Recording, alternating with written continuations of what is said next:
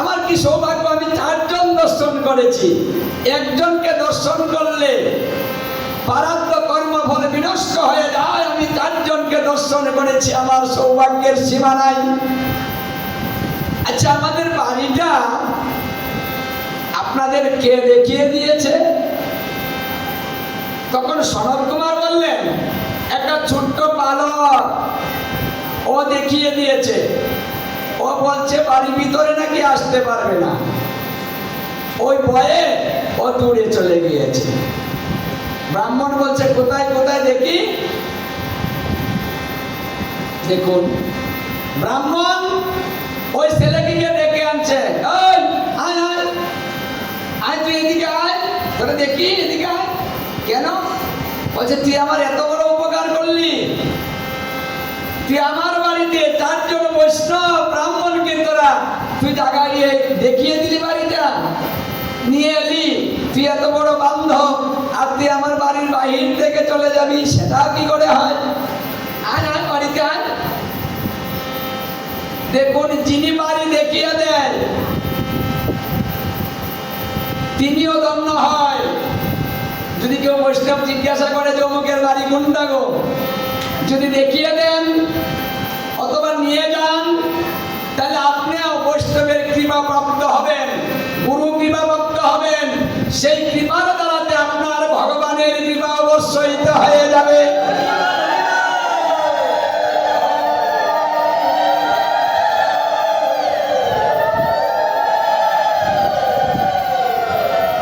তাহলে যারা এই কাজের জন্য সাহায্য করে, যারা পরিশ্রম করে, যারা আয়োজন করে, যারা ব্যয় করে,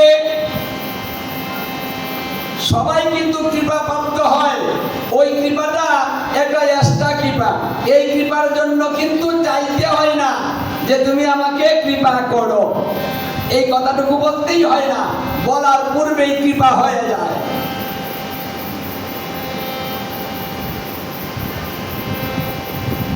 এই তোর আর বাড়ি যেতে হবে না, তুই এখানে থাক।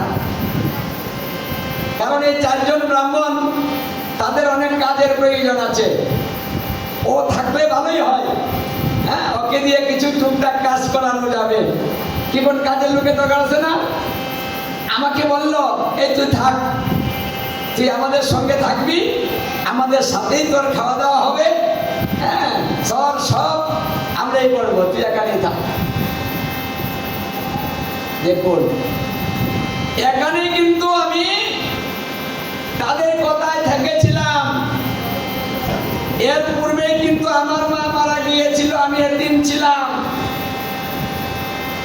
আমার কেউ ছিল না, খুব দুঃখে দিন যেত, কষ্টে দিন যেত, কেউ কথা বলতো না, তো কষ্ট পেতাম। সেই কষ্টটা আমার দূর হয়ে গেল।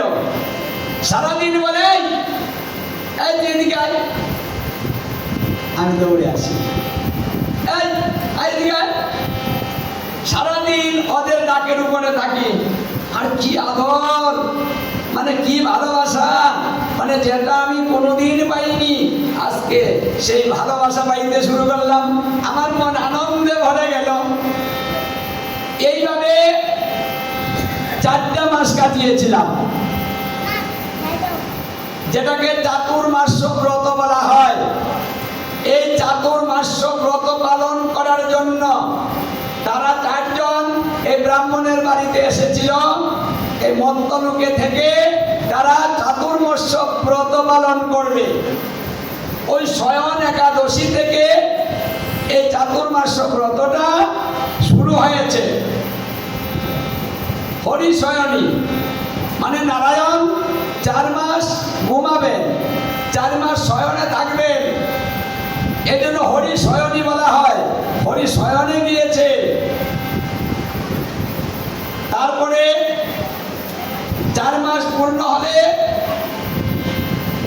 উত্তান, ওই যে উত্তান একাদশী, আর মাঝখানে আরেকটা একাদশী থাকে, তার নাম হলো 500 একাদশী। 500 মানে কি? 500 হলো 500 পরিবর্তন। যেমন আমরা একভাবে শুয়ে থাকি, আবার আরেক গাইতে শুই না, এই যে কাজ পরিবর্তন করেন, পার্শ্ব পরিবর্তন, ওই পার্শ্ব পরিবর্তনকে পার্শ্ব একাদশী বলা হয়। আর উত্থান একাদশীর দিন নারায়ণ 4 মাসের পূর্ণ হয়, তিনি ঘুম থেকে উঠে যান উত্থান একাদশীতে, চাতুর্মাস্য ব্রত সমাপন হয়। এই শয়ন একাদশী থেকে উত্থান একাদশী পর্যন্ত আমি 4টা মাস তাদের সঙ্গে কেটেছিলাম, আর তাদের উচ্ছিষ্ট প্রসাদ পেয়েছিলাম। দেখো, উচ্ছিষ্ট প্রসাদ, মহাপ্রসাদ। দেখুন ভজন কি করেছে, কৃপা কিভাবে হয়। মাত্র 4 মাস, বেশি দিন নয়। 4 মাস যখন পূর্ণ হলো, ব্রত শেষ হয়েছে, সেই দিন সে 4 জনে আমাকে বলছেন, আমাদের ব্রত শেষ, আমরা এখন চলে যাব। তোকে আমরা কিছু দিয়ে যাই। তখন আমাকে, আচ্ছা সাধুরা কি দিবে গো?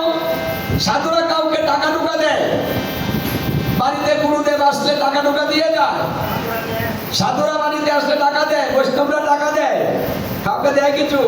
কিচ্ছু দেয় না, খালি খাইয়াই যায়, খাইয়াই যায়, আর নিয়াই যায়।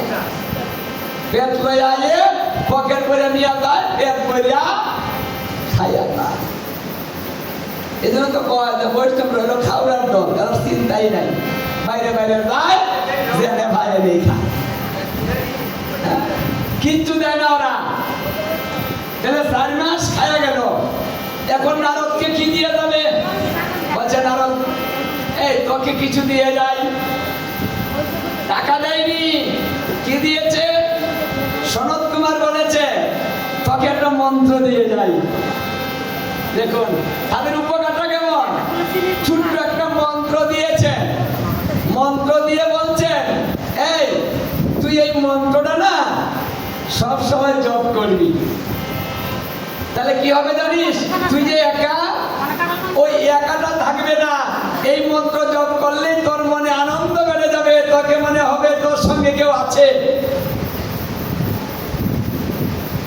তুই আমাদের কথা মানিস, মন্ত্রটা জপ করিস। আমাকে আর কিছু দেয়নি, কিন্তু ছোট একটা মন্ত্র দিয়েছে। সেই মন্ত্রটা ছিল 12 অক্ষর, মানে 12 অক্ষর কৃষ্ণ মন্ত্র। এই 12 অক্ষর কৃষ্ণ মন্ত্র আমাকে যখন মন্ত্র দিয়ে তারা আশীর্বাদ করে চলে গেল যে তোর কল্যাণ হোক, আমাদের আশীর্বাদ সঙ্গে রইল। এই যে দেখুন গুরু কৃপা, এটা হলো একটা এক্সট্রা কৃপা। টাকা লাগে না, কিচ্ছু লাগে না, অথচ কৃপাটা হয়ে যায়। এই ছোট একটা মন্ত্র নিয়ে আমি একা একা কি করব? তাই সারাদিন আমি মন্ত্রটা জপ করি। আচ্ছা, এই মানুষের মধ্যে মন্ত্র জপ করে শান্তি পাই না। তখন সিদ্ধান্ত নিলাম যে আমি একটা জঙ্গলে চলে যাই, সেখানে গিয়ে জপ করব। তাই আমি চলে গেলাম গভীর জঙ্গলে।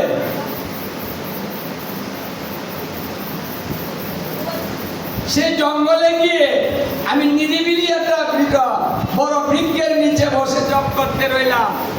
জপ করতে করতে করতে করতে হঠাৎ করে দেখি যে আমার সামনে, মানে কৃষ্ণ আমাকে যে স্বরূপটা ওরা 4 জনে বুঝিয়ে দিয়েছে, এই যে স্বরূপ, সেই স্বরূপটা আমার সামনে এসে দাঁড়িয়ে আছে। আমি চক্ষু করলাম, চক্ষু করলে দেখি যে আমার সামনে কেউ নাই। ওই কিরে ভাই, নাই তো।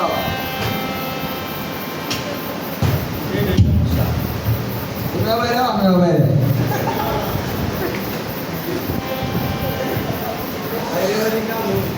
আমি চেয়ে দেখি যে মূর্তিটা, মানে আমি ধ্যানের করে দেখলাম, চেয়ে দেখি নাই।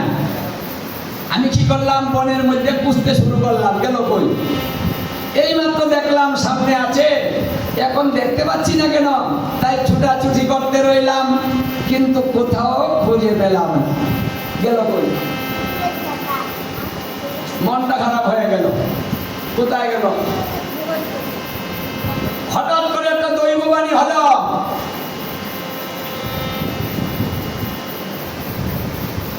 এই তুই ছুটাছুটি করস কেন রে? যেখানে হারিয়েছিস সেখানে খোঁজ। মানে যেখানে হারিয়েছিস সেখানে খোঁজ, অন্য জায়গায় খুঁজলে পাবি না। তাহলে হারিয়েছে তো গাছের নিচে, বৃক্ষের নিচে, ধ্যানের ঘরে হারিয়েছে। বলছে তুই আবার ধ্যানের ঘরে বল। মানে যেভাবে হারিয়েছিস ওইভাবে আবার বল, তাহলে আবার আসবে। তবে শুন, তুই আসলে দর্শন করলে চক্ষুটা খুলবি না। সাধনে ভাবিবে যাহা, সিদ্ধ দেহে পাবে তাহা, পক্কা পক্ক করিয়া বিচার। বলছে সাধনে যা ভাবিবে তাই তুই পাইবে। তুই যা ভাবতেছিস তা পাইবে। পাইবে যে ওটা সিঙ্গেল নিল, মানে ধ্যানের করে তুই দর্শন করেছিস, মানে সিঙ্গেল দিয়েছে, তুই পাবি। তুই আবার বল। তবে শুন, আবার যদি ধ্যানের করে পাস তাহলে তুই চক্ষুটা খুলবি না। কি করবে জানিস? তুই তোর মতো বসে থাকবি, চক্ষু খুলে তাকাবি না, চালিয়ে যা। সে যখন নিজে এসে বলবে, এই আমি এসেছি, তুই চক্ষু খুলে আমাকে দর্শন কর, এই কথাটা সে যখন বলবে তখন চাইবি, এর আগে চাইবি না। দেখুন, এগুলো সাধনের পদ্ধতি। মানে চোখ খোলাখুলি করে সাধন হয় না। সন্ধানিক সে করবেন না, তাতে গুরু কৃপা হবে না। সন্ধানিক করতে হবে মুদ্রিত হয়ে, ধ্যানের করে মন্ত্রের অর্থগুলা জেনে ওই ভাব দর্শন করে মন্ত্র জপ করিতে হইবে।